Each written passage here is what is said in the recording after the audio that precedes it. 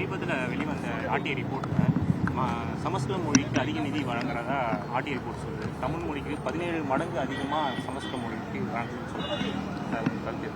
Union government தான். ஆமாம் sir. இந்தியையும் சமஸ்கிருதத்தையும் தேசிய அளவிலே வளர்த்திட வேண்டும் என்கிற நோக்கில் பாஜக ஆட்சி பொறுப்பேற்ற நாளிலிருந்து திட்டமிட்டு செயல்பட்டு வருகிறார்கள். கூடுதல் நிதியை ஒதுக்கி சமஸ்கிருதத்தை அக்கறை காட்டி வருகிறார்கள். தமிழ் உள்ளிட்ட பிற மொழிகளை அவர்கள் ஒரு பொருட்டாக மதிப்பதில்லை.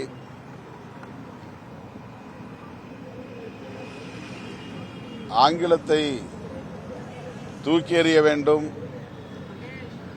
என்று வெளிப்படையாக பேசுகிறவர்கள் தமிழ் போன்ற பிற மொழிகளை ஒரு பொருட்டாக மதிக்காமல் இந்த மண்ணின் மக்களை, பூர்வீக குடிகளை, பிறமொழி பேசும் தேசிய இனங்களை நசுக்குவதிலே இவர்கள் குறியாக இருக்கிறார்கள். இதையெல்லாம்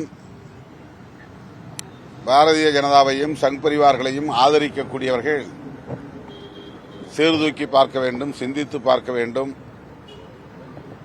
அமித்ஷா, மோடி போன்றவர்கள் யாருக்காக வேலை செய்கிறார்கள் என்பதையும் புரிந்து கொள்ள வேண்டும். பேசுவதற்கு ஆளே இல்லாத ஒரு மொழி சமஸ்கிருதம், செத்த மொழி சமஸ்கிருதம். அந்த மொழிக்கு கோடிக்கணக்கிலே நிதி ஒதுக்கீடு செய்கிற பாஜக அரசின் போக்கை, அவர்களின் உண்மை நோக்கை ஜனநாயக சக்திகள் புரிந்து கொள்ள வேண்டும் என்று சுட்டிக்காட்டுகிறோம். சார், இப்போ முருகன் மாநாடு பிஜேபி சார்பில் முருகன் மாநாடு நடத்தி முடிச்சிருக்காங்க. இதில் குறிப்பாக அண்ணா பெரியார் போன்ற இந்த வீடியோ சர்ச்சையாக இருக்கு. அது எப்படி பாக்குறீங்க? அதில் அதிமுக முன்னாள் அமைச்சர்கள் ஒரு 5 பேர் பங்கேற்றிருக்காங்க. நான் ஏற்கனவே சொன்னதைப் போல மதுரையிலே நடந்தது முருக பக்தர்கள் மாநாடு அல்ல, மோடி பக்தர்கள் மாநாடு. முருக பக்தர்களின் மாநாடு நடந்திருந்தால் தமிழ் மக்களால் பெரிதும் மதிக்கப்படக்கூடிய பெரியார், அண்ணா போன்றவர்களை விமர்சிக்கும் வீடியோ ஒளிபரப்பப்பட்டிருக்காது. பெரியார், அண்ணா போன்ற தலைவர்களையே தமிழ் மண்ணில் எங்களால் விமர்சிக்க முடியும், அவர்களின் அடையாளத்தை அழித்தொழிக்க முடியும் என்று கங்கணம் கட்டிக்கொண்டு சங் பரிவார்கள் செயல்பட்டு வருகிறார்கள். ஆனால் அதிமுக அந்த மாநாட்டிலேயே பங்கேற்றது என்பதுதான் அதிர்ச்சி அளிக்கக்கூடியது. வெறும் தேர்தல் ஆதாயம் கருதி அண்ணாவை விமர்சித்தாலும் பெரியாரை விமர்சித்தாலும் அந்த தலைவர்களை எவ்வளவு இழிவுபடுத்தினாலும் அவர்களோடுதான் தேர்தல் களத்தை சந்திப்போம் என்கிற நிலையில் அதிமுக இருப்பது அதிர்ச்சி அளிக்கிறது. அவர்கள் இது குறித்து சிந்திக்க வேண்டும். அண்ணாவை பழித்த பிறகு, பெரியாரை பழித்த பிறகும் பாஜகவோடு, RSS உள்ளிட்ட சங் பரிவார்களோடு இவர்கள் தொடர்ந்து பயணிக்கப் போகிறார்களா என்பதை தமிழ்நாட்டு மக்களுக்கு தெளிவுபடுத்த வேண்டும். அதிமுக முன்னாள் அமைச்சர் வைகை செல்வன் அவர்கள் பேட்டியில் சொல்லியிருக்காரு, திமுக கூட்டணியில் ஓட்டை விழுந்து விட்டது சொல்லியிருக்காரு. அது அவருடைய ஆசையாக இருக்கலாம்,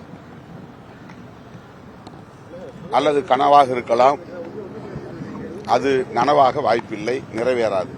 சார், 234 தொகுதிக்கு நாங்கள் இணையானவர்கள், தகுதியானவர்கள் நேற்று பேசியிருந்தீங்க. விசிகா திமுக கூட்டணியில் 2026 சட்டமன்ற தேர்தலுக்கு அதிகமான தொகுதிகளை கேட்கறதுக்கு இது ஒரு முன்னாடி சமிக்கையா பார்க்கலாமா? உங்களுடைய அந்த பேச்சு நம்ம எப்படி எடுத்துக்கலாம்?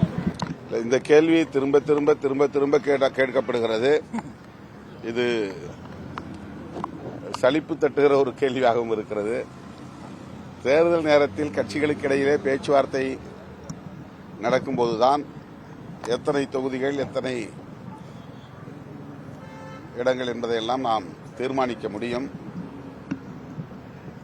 இயக்க தோழர்களை அரசியல் ரீதியாக ஊக்கப்படுத்தும் வகையில் மேடைகளில் பேசுவதையும் தேர்தல் நேரங்களில் கூட்டணி தொடர்பாக பேச்சுவார்த்தை நடத்தப் போவதையும் முடிச்சு போட்டு பார்க்க வேண்டிய தேவையில்லை.